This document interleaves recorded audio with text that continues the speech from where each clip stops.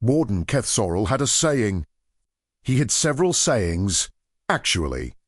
He was the kind of administrator who collected aphorisms the way other beings collected medals, with the same pride and roughly the same relevance to actual combat. But his favorite, the one he returned to most often, the one he had embroidered in formal script on the wall behind his desk, in the administrative block of detention facility Orth 7, was this: the cage does not need to be cruel.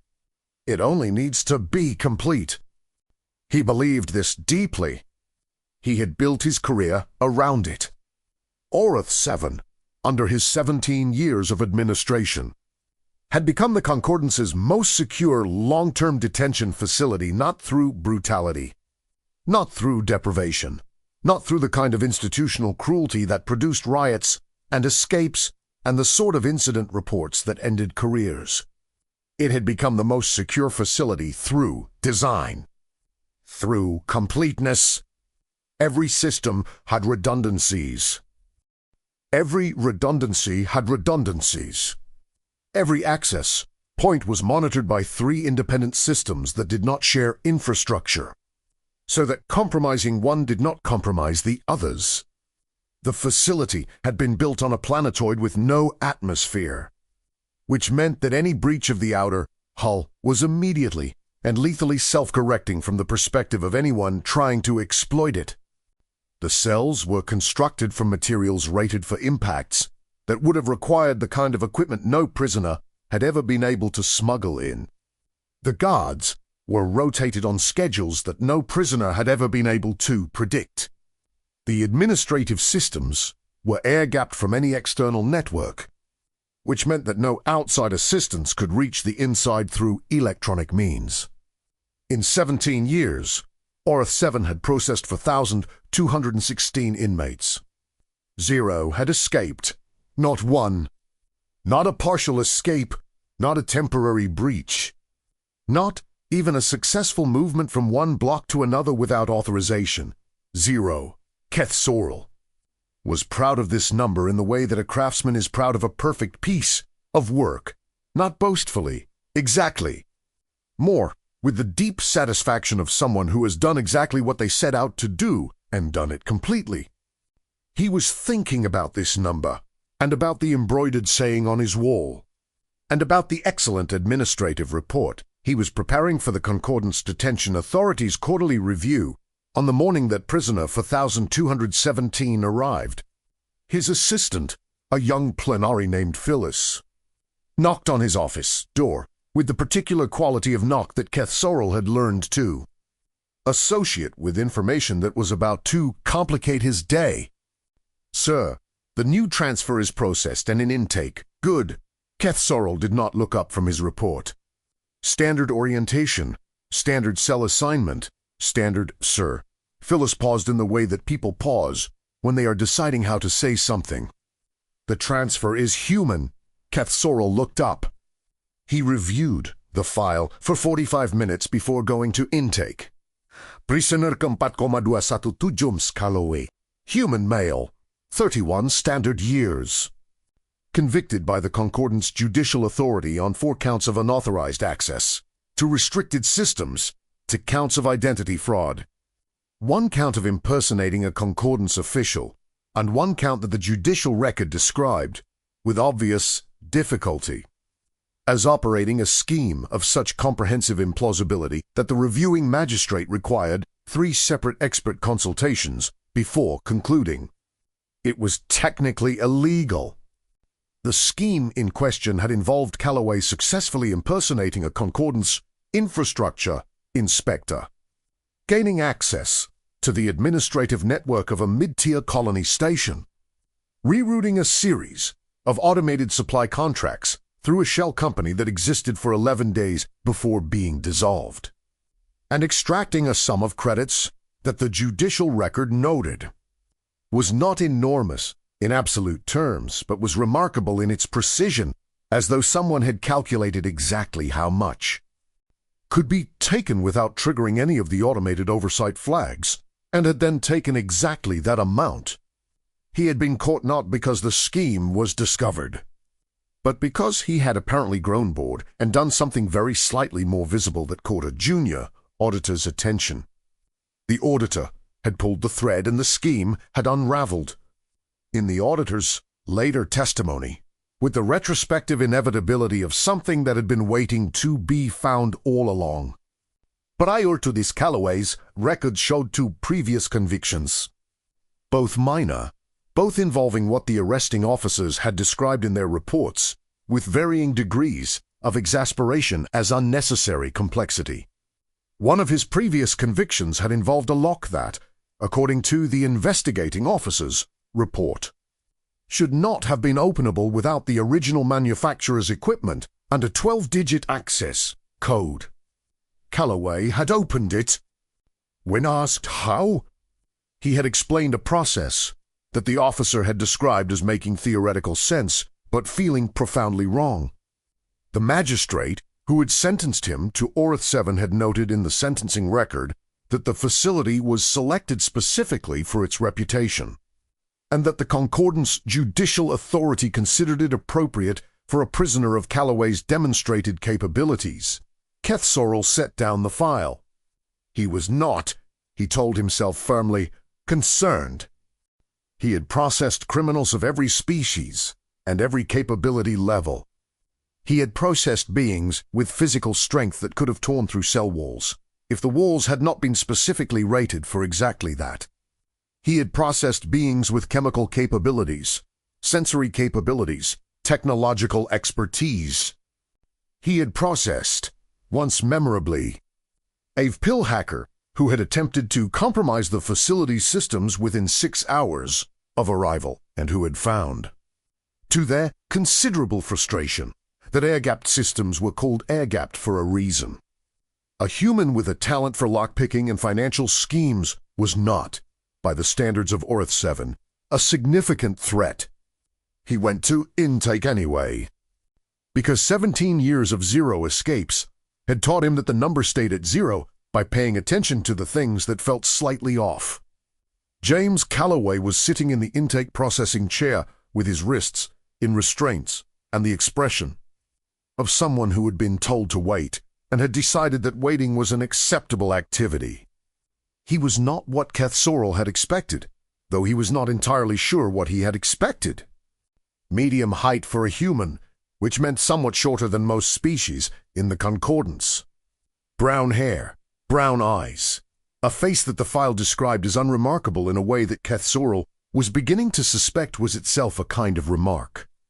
He was looking around the intake processing room with the unhurried attention of someone on a tour, rather than a man who had just been transferred to a maximum security detention facility.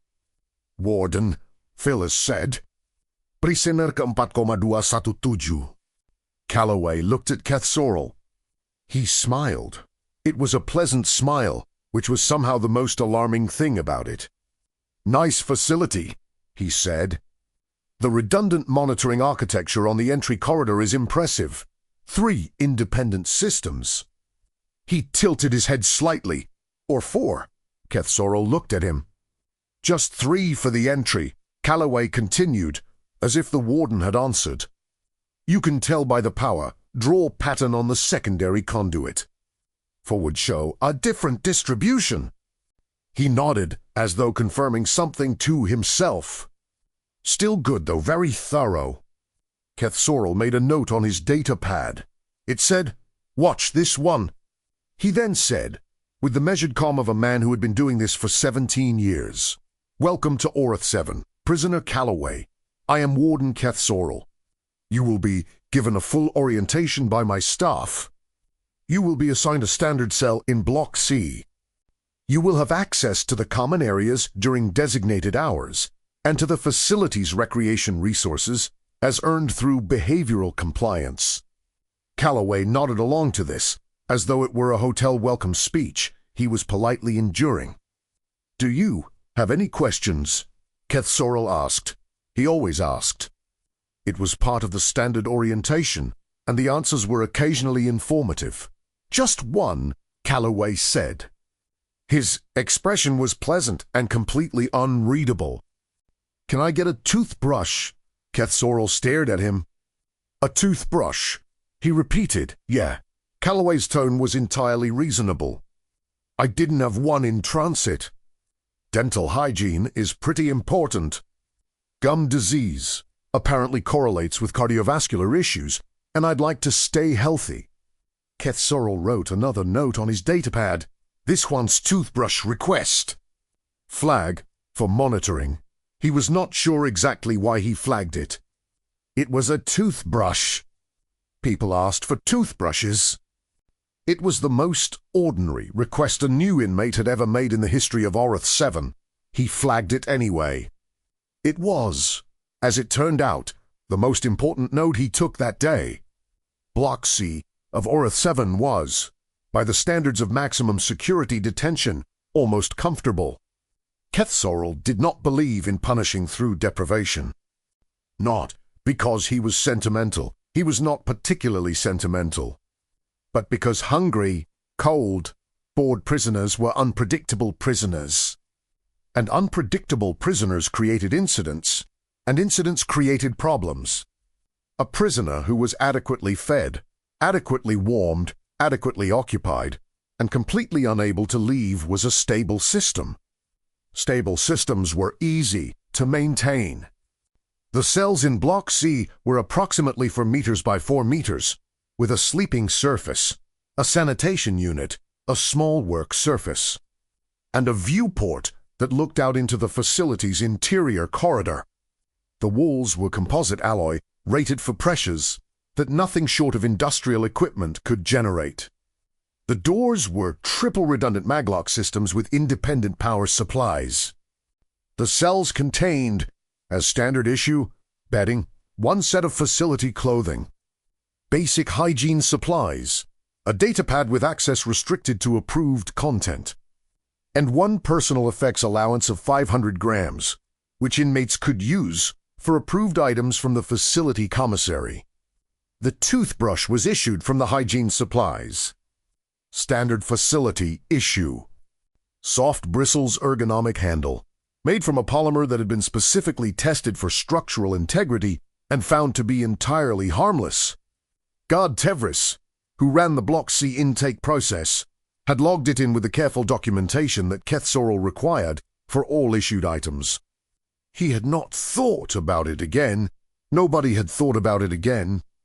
3 weeks later, Keth Sorrel was reviewing the facility's routine monitoring logs when something caught his attention.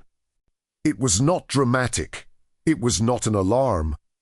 It was a small anomaly in the environmental sensor data for cell 22 of Block C. A reading that was technically within normal parameters, but that differed from the cell's baseline by a fraction that the monitoring system had flagged as worth human review. The temperature in cell 22 was 0.3 degrees below the corridor average. This was nothing. Facilities had microvariations in temperature distribution. It was the kind of thing that happened when air circulation patterns shifted slightly, or when a single environmental unit was working fractionally harder than its neighbors. It happened all the time. Keth Sorrel looked at it anyway, because it was there and he looked at everything. He pulled up the full environmental history for cell 22. The temperature differential had begun 11 days ago. It was small and consistent and had not changed significantly since it first appeared, which meant it was not a random fluctuation. Random fluctuations fluctuated. This one had appeared on a specific day and maintained itself steadily. He looked at what had changed 11 days ago. Cell 22 was assigned to prisoner for 1217. He looked at the temperature differential for another long moment. 0.3 degrees. Steady, consistent, beginning on the day the prisoner had moved in. He called Tevris. The cell search was thorough. Keth Sorrel ran it himself, which was unusual but which he felt was appropriate given his level of attention to this particular prisoner. Everything was in order. The bedding was standard. The datapad showed no unusual activity, only approved content.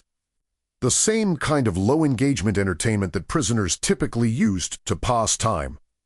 The sanitation unit was intact. The personal effects were unremarkable. 3 small items from the commissary that added up to 480 grams, well within the allowance. The toothbrush was in the hygiene kit. Keth Sorrel picked it up. It looked exactly like a toothbrush. Soft bristles, ergonomic handle. The polymer felt standard. The weight was standard. He turned it over. The cap of the handle, the small sealed end at the bottom, was slightly discolored. Not dramatically. Just a fraction of a shade different from the rest of the handle. The kind of thing you would not notice, unless you were looking for something and your eyes happened to land on exactly the right spot. He got out a scanner. The interior of the handle was hollow. This was standard. Toothbrush handles were often hollow to reduce material costs. What was not standard was what was inside the hollow space. The scanner showed a small coil of metallic material, extremely thin, wound into a tight spiral. Below it, a compressed tablet of something the scanner identified as a chemical compound that was, individually and in isolation, entirely inert and entirely harmless. Below that, a second compound that was also individually inert and harmless. Keth Sorrel looked at the scanner readout. He looked at it for a long time.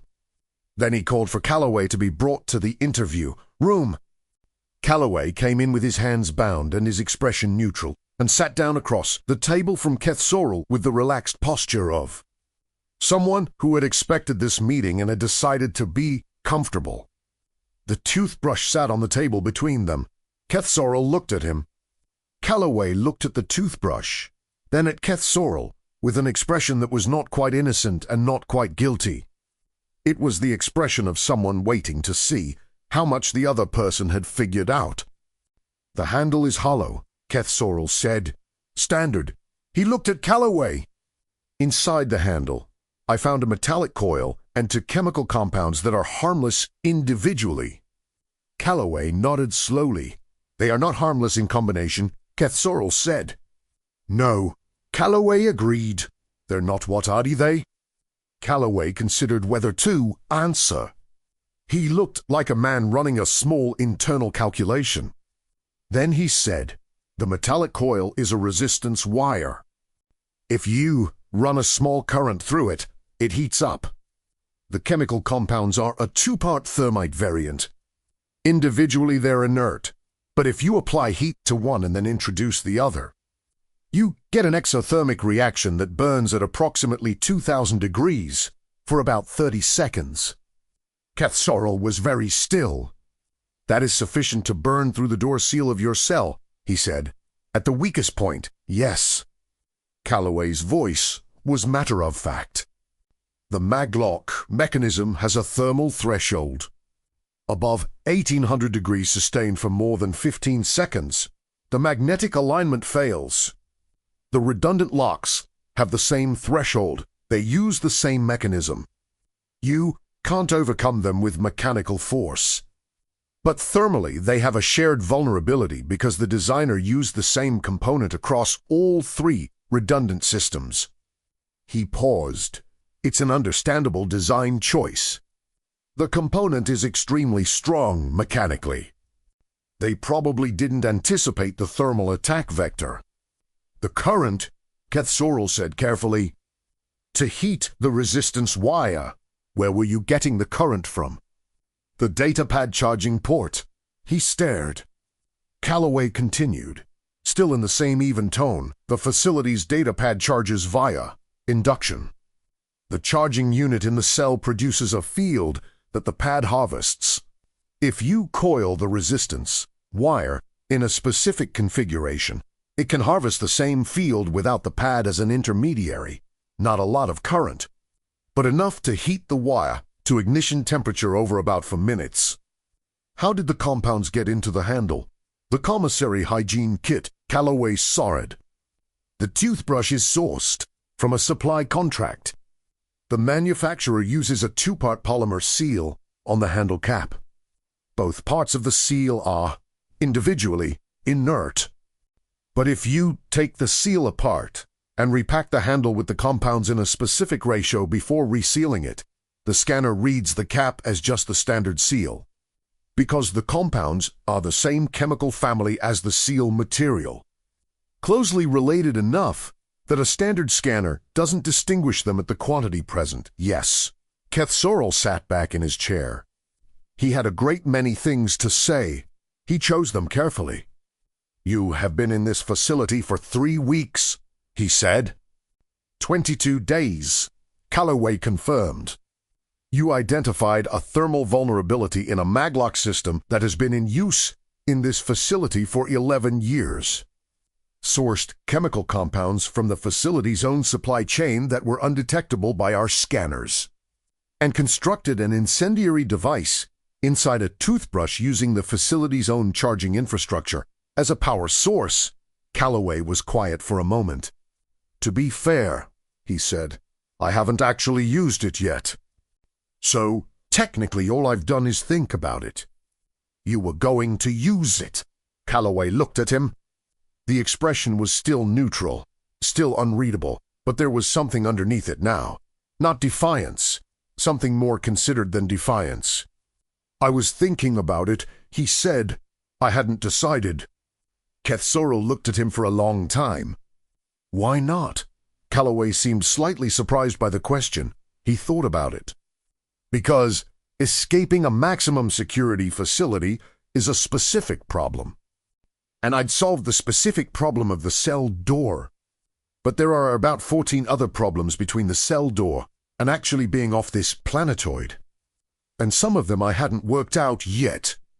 He said this with such complete straightforwardness that Kethsorel found himself improbably believing it. "What were the remaining problems?" he asked. Not because he needed to know for security purposes. Because he was, despite himself, genuinely curious. Calloway looked at the ceiling for a moment, as though reviewing a list. "After the cell door, there's the corridor monitoring, which I'd need to avoid or disable. The guard rotation in Block C runs on a 47-minute cycle. But there's an 11-minute overlap period when the handoff happens that creates a gap in the eastern corridor. I tracked that." He paused. "Then there's the internal security doors. Those are keyed to guard biometrics, which is a harder problem. I'd been thinking about the maintenance access tunnels that run parallel to the main corridors. The facility was built in phases, and the older sections' maintenance tunnels connect to the newer sections. In 2 places that the current map doesn't reflect accurately." He glanced at Kethsorel. "The original construction records and the current facility map have a discrepancy on level 3. About 4 meters of tunnel that shows up in the construction records, but not on the current schematic." Kethsorel stared at him. "I noticed it in the facility documentation included in the new inmate orientation materials." Calloway sighed almost apologetically. "You include a partial facility schematic for emergency evacuation purposes. I compared it to the construction era records, which are technically public concordance infrastructure documents. That discrepancy is not a route out of the facility," Kethsorel said, with the careful certainty of someone who was not entirely certain. "No, not directly," Calloway agreed.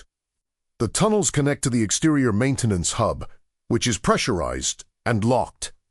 Getting through the hub would require either the access code or a way to bypass the lock. And that lock is a different system than the cell doors, so the thermite solution doesn't apply directly." He was quiet for a moment. "I'd been thinking about the supply shuttle schedule. The facility receives resupply every 18 days.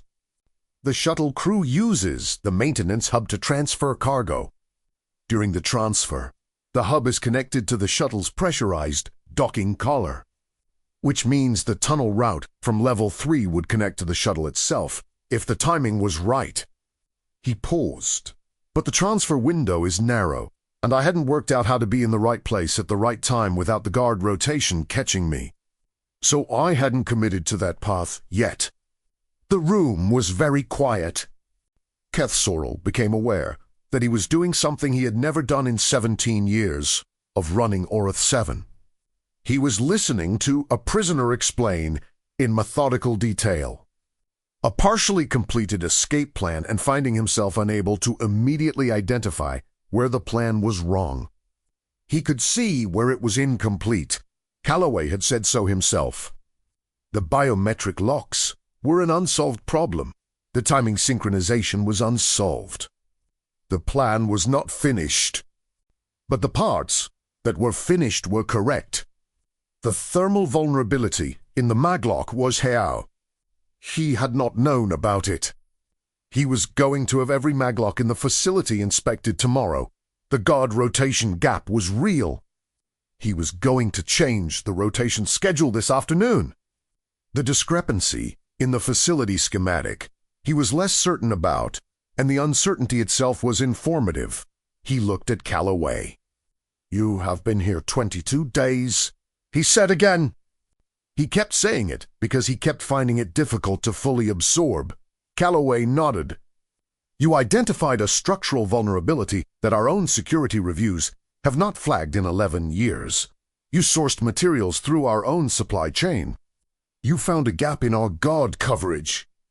You located a potential route that may not appear on our current facility maps."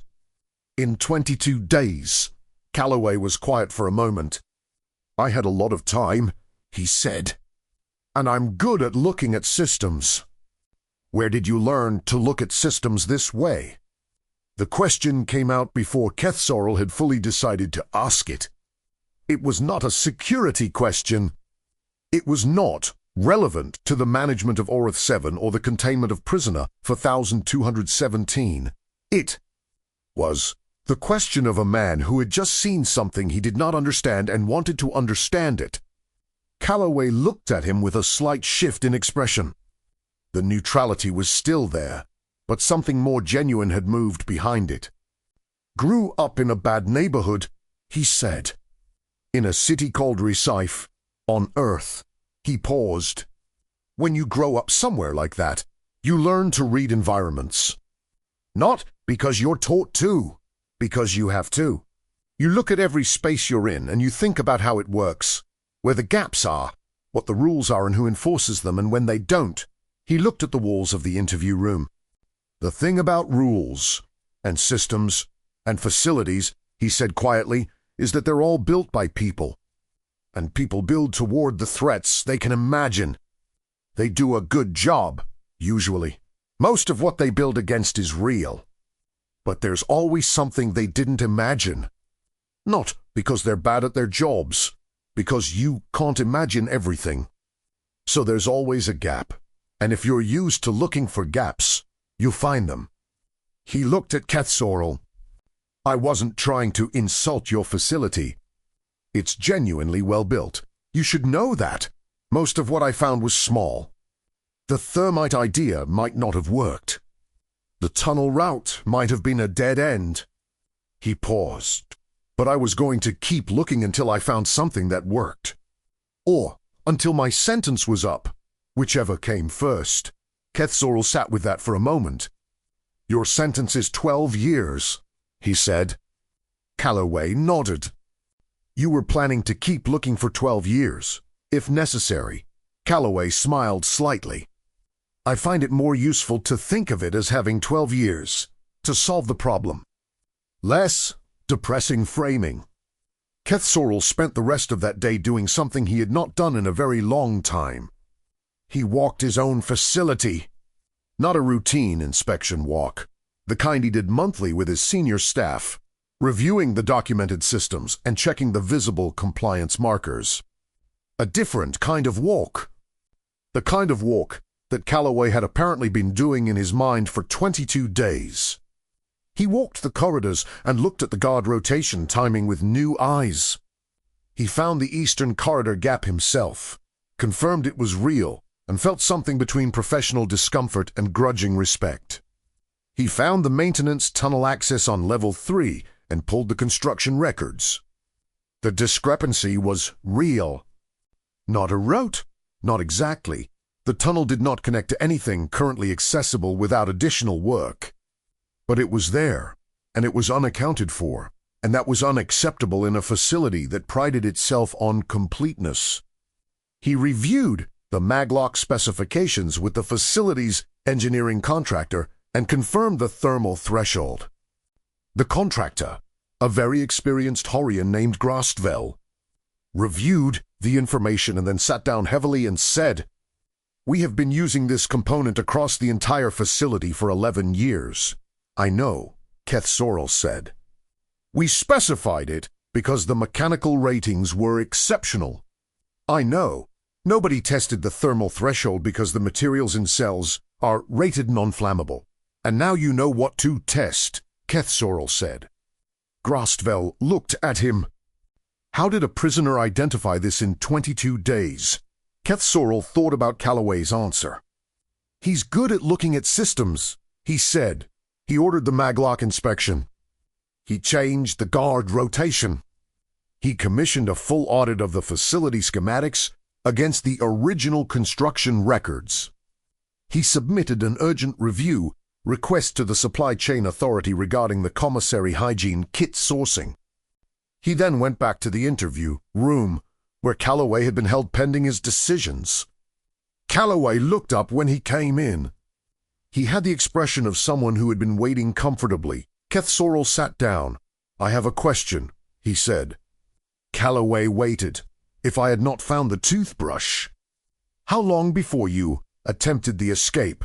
Calloway considered this. His eyes moved slightly, in the way that meant he was running the problem rather than already knowing the answer. "The maintenance tunnel was the key variable," he said. "I needed to confirm whether the route was viable. If it was, I would have tried to synchronize with a resupply window. The next scheduled resupply is in 9 days. He paused. "I was probably 4 or 5 days from committing to a specific plan or abandoning that route and looking for another approach. So, approximately 2 weeks. Maybe 3, if I couldn't solve the timing problem with the guard rotation." Keth Sorrel nodded slowly. Then he said something that he had not planned to say. "Why fraud?" He looked at Calloway. "You clearly have considerable intelligence. You have analytical capabilities that my own security staff does not. Why spend them on financial schemes?" Calloway looked at him for a long moment.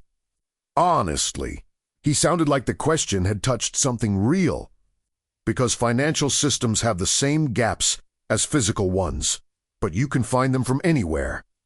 You don't need to be in a specific place. You don't need equipment.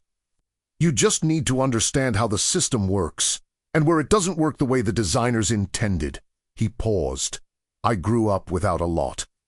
My family didn't have access to the things you were supposed to have to get to where I ended up. So I learned to look at the systems that were supposed to keep certain people out of certain places, and I found the gaps, and I used them." He looked at the table. "I know that's not a justification. The people whose credits I rerouted didn't design the inequality I grew up with. That's a separate problem, and taking their credits wasn't a real solution to it. I know that." "Then why?" Keth Sorrel said. "Because I'm very good at it, and for a long time that felt like enough of a reason." He was quiet for a moment. "I don't think it was, actually. But that's a realization I came to somewhat after the fact." Keth Sorrel looked at him. He was thinking about something that was not, strictly speaking, his job to think about. He was the warden of a detention facility. His job was to keep prisoners inside it. It was not his job to consider what prisoners would be best suited to do with their remaining time and their particular capabilities. But he had spent 17 years building a facility that prided itself on identifying every threat and accounting for every vulnerability. And Calloway had walked in with a toothbrush and shown him 3 vulnerabilities in 22 days that his own security reviews had missed in 11 years. There was a principle in engineering. He had always thought it was an engineering principle, but perhaps it was broader than that, about finding the right tool for a problem. The right tool was not always the most powerful one. Sometimes It was the one that fit the specific shape of the problem in a way that nothing else did. He thought about what shape the problems of Orth 7 were. Then he thought about what shape Calloway was. What happened next was, by any standard measure, unusual. Keth Sorrell filed a report with the Concordance Detention Authority that covered, in full detail, the Toothbrush incident, the vulnerabilities identified, the remediation actions taken, and a supplementary section that he had drafted and redrafted 3 times before filing. The supplementary section proposed, with careful and extensively justified reasoning, the establishment of a new position within the Orth 7 administrative structure, facility security consultant, prisoner status. The concept was not entirely unprecedented.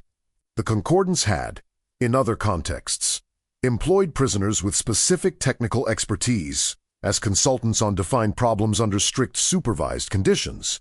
It was uncommon. It was not impossible. Keth Sorrell argued, in his supplementary section, that prisoner for 1217 had demonstrated in 22 days an ability to identify security vulnerabilities that his own staff had not found in 11 years. He argued that this ability, applied constructively under supervised conditions, was more valuable to the security of Orth 7 than the same ability applied adversarially was dangerous to it. He argued that keeping a mind of this particular shape occupied with productive work was, from a facility management perspective, significantly preferable to leaving it unoccupied for 12 years. He also argued in a paragraph that he kept in through all 3 drafts because it was true and he thought truth was worth keeping, that he had learned more about the actual state of his facility in the 24 hours following the interview with Calloway than he had in the previous 6 months of routine security reviews. The detention authority reviewed the proposal for 3 weeks. They approved it with conditions.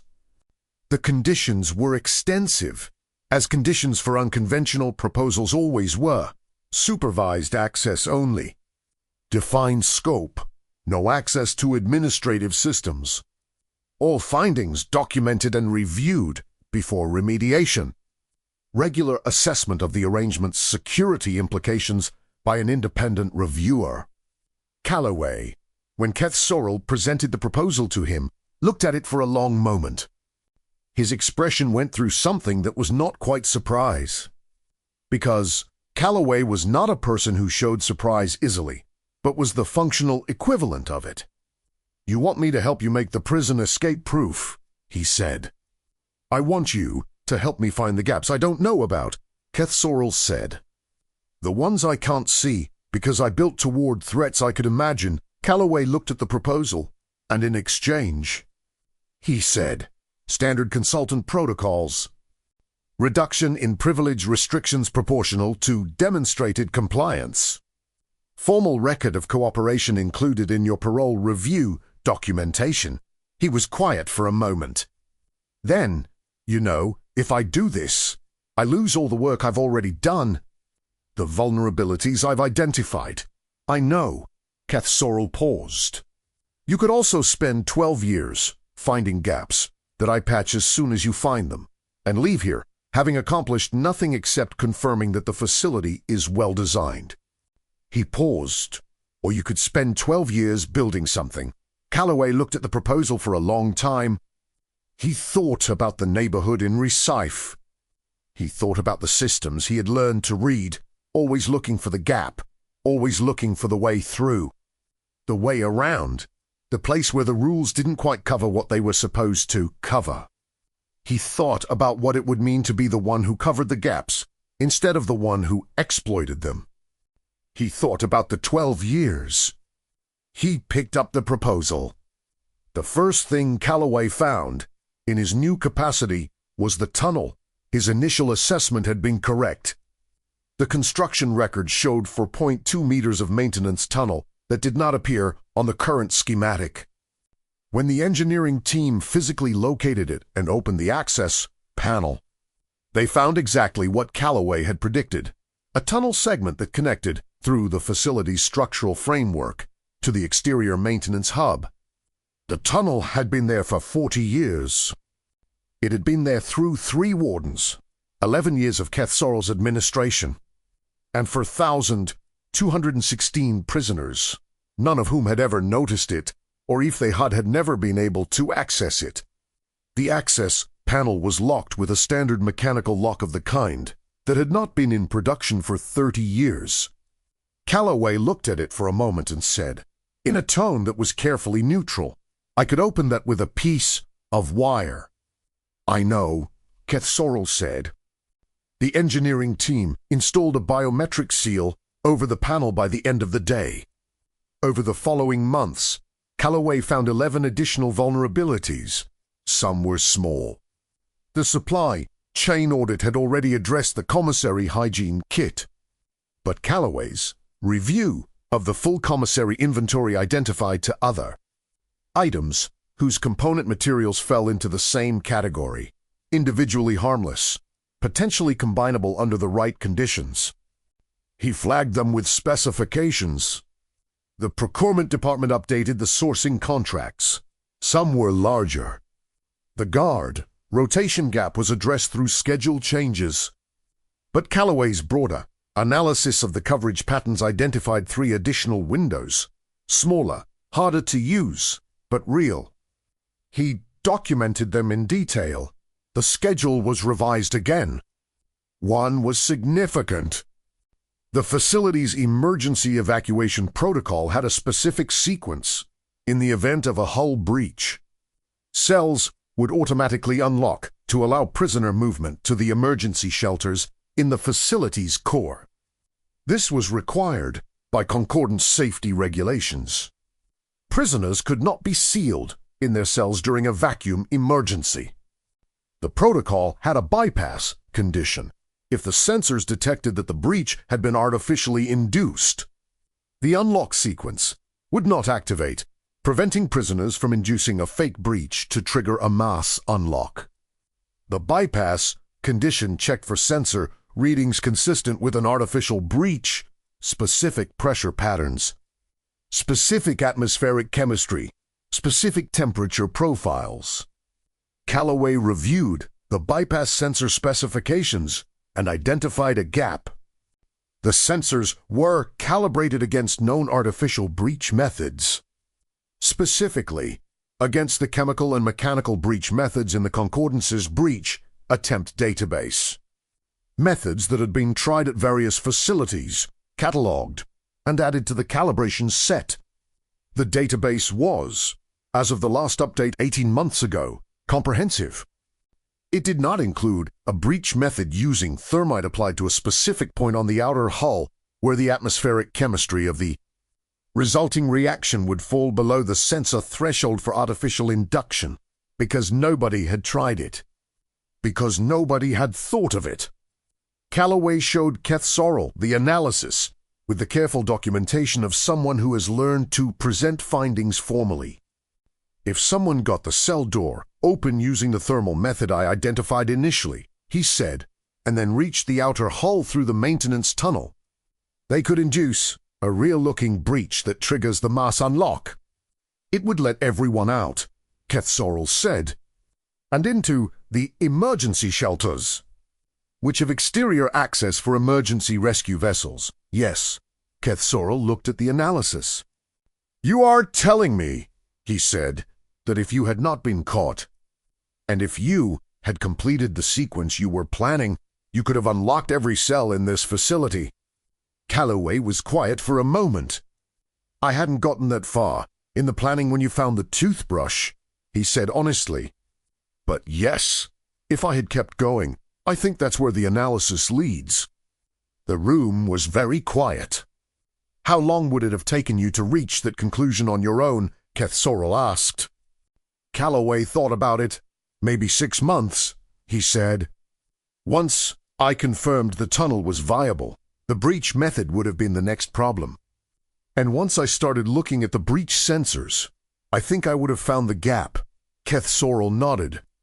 He filed the finding with the Concordance Detention Authority as a critical vulnerability requiring immediate remediation. The breach sensor calibration was updated within a week. The update was subsequently applied to 17 other Concordance facilities that used the same system. The notification to those facilities did not explain in detail how the vulnerability had been identified. It simply noted that a gap in the calibration set had been found through internal review. Internal review was technically accurate. In his third year at Orth 7, Calloway received a visit. Visitors were uncommon at Orth 7. The facility's location and security requirements made it impractical for most purposes. The visitor in this case had cleared a significant amount of Concordance bureaucratic infrastructure to get there, and the visitor processing documentation took 3 times longer than the visit itself. The visitor was a representative of the Concordance Security Architecture Office, which was an institution that did not advertise its existence widely, but that was responsible for the design and review of, among other things, maximum security detention facilities.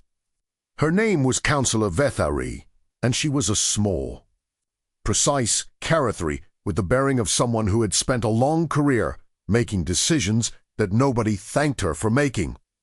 She sat across from Calloway in the supervised consultation room and reviewed a datapad for a moment before looking up at him. "You have identified 14 critical or significant vulnerabilities in this facility in approximately 3 years," she said, including one that would have applied to 17 other facilities if it had been successfully exploited. Calloway nodded. "You identified all of them without access to the facility's technical documentation, without access to its engineering records beyond the public construction archives, and in most cases without physical access to the systems in question." "Also, yes," Calloway said. She looked at him for a moment with an expression that was professional and carefully neutral, and underneath both of those things, if you were paying close attention, deeply interested. "How?" she said. It was the same question Kethzoril had asked. Calloway gave a similar answer. "I look at what a system is supposed to do," he said. "And then I look at the gap between what it's supposed to do and what it actually does. Every system has that gap. Sometimes it's tiny, sometimes it's significant, but it's always there, because systems are built by people who can imagine certain threats and not others. The gap is where they couldn't imagine." She was quiet for a moment. "The Concordance Security Architecture Office," she said, "is responsible for the design review of 42 detention facilities and 6 to 7 secure government installations. We have a review team of 19 analysts." She paused. "Our last comprehensive vulnerability assessment found 9 issues across all facilities combined. You found 14 in one facility in 3 years. While incarcerated, Calloway said nothing. "I am here," she said, "to ask you a question. And I want you to understand that the question is being asked in good faith, and that the answer will be treated seriously regardless of what it is." He waited. "When your sentence concludes in 9 years, what do you intend to do?" Calloway looked at her. He thought about the neighborhood in Recife. He thought about the financial schemes, the locks, the systems, the gaps. He thought about 12 years, 9 remaining, and what he had spent the last 3 doing, and what it had felt like to spend them doing something that built instead of extracted. He thought about Kethzoril saying, "You could spend 12 years finding gaps that I patch as soon as you find them. Or you could spend 12 years building something." He thought about what he was good at, and what that could mean if it was pointed in a direction that was not away from everything and towards something else instead. "I don't know," he said honestly. "I've been thinking about it." She looked at him for a long moment. "The Security Architecture Office," she said carefully, "has a division that conducts authorized penetration testing on Concordance secure facilities. Teamwork. We send people in They try to find vulnerabilities. We patch what they find." She paused. "The division has a standing authorization to recruit consultants with relevant expertise, including, under specific protocols, individuals with criminal records whose skills were demonstrated in circumstances that make the relevant expertise verifiable." Calloway was very still. "You're offering me a job," he said. "I am describing a program that exists," she said, with the precise neutrality of someone who wanted the record to show that she had not made a direct offer in an unsanctioned context. "And I am noting that your file has been reviewed by the relevant program coordinator, and that a formal inquiry may be forthcoming through appropriate channels upon your release." He looked at her for a long moment. "I'd want to think about it," he said. "Of course," she said. "You have 9 years. He almost laughed. Kethsorel filed his end-of-year report to the Concordance Detention Authority in the standard format, covering facility status, incident reports, and compliance metrics. In the notes section, which he had always treated as the most important part, he wrote the following: "This facility has, over the past 3 years, undergone the most comprehensive security overhaul in its history. 14 vulnerabilities have been identified and remediated. Of these, 2 were identified by routine internal review, 1 was flagged by a contractor inspection, and 11 were identified by prisoner for 1217 under the Facility Security Consultant Protocol. The protocol itself has been reviewed 3 times by the Concordance Detention Authority and has been upheld on each occasion as compliant with established guidelines. I continue to believe it represents an appropriate use of available resources. I want a notch for the record, something that the formal reports do not fully capture. The vulnerabilities prisoner for 1217 identified were not identified through any method that my own staff could not theoretically have used. The analytical approaches were not exotic. They were not dependent on special knowledge or special equipment. They were, in essence, a different way of asking the question. My staffy as this system performed. He asks, where does this system not perform as designed, and what does that space make possible? Both questions are legitimate. Both have value. The first is necessary for daily operations. The second is necessary for genuine security. We had been very good at the first question for 17 years. We were not asking the second question at all. I have been the warden of this facility for 20 years now, and in that time I have believed that security came from completeness, from closing every gap, accounting for every possibility, designing toward every threat. I still believe that. But I understand it differently now. Completeness is not a destination. It is a practice. You do not achieve it and then maintain it. You pursue it continuously, because the gaps you cannot see are the ones that matter, and you cannot see them by checking the systems you designed against the threats you imagined. You need someone who looks at what the system cannot describe. He paused over the report, reading it back. Then he added one more paragraph. 0 escapes. That number has not changed.